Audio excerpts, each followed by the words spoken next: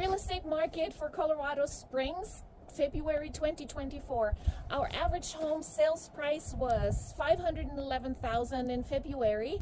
Compared to last year, that's actually a 2.2% increase. What is really the kicker is that we had 26% more homes for sale this year than we did last year.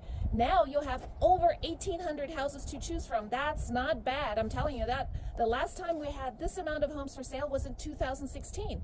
Also, the average days on market decreased by 1 day. Yes, from 54 to 53.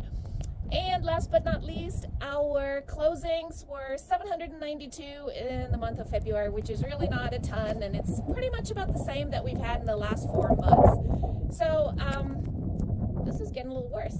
Now you're informed. Ask me for more questions because I gotta get inside. This is getting really cold.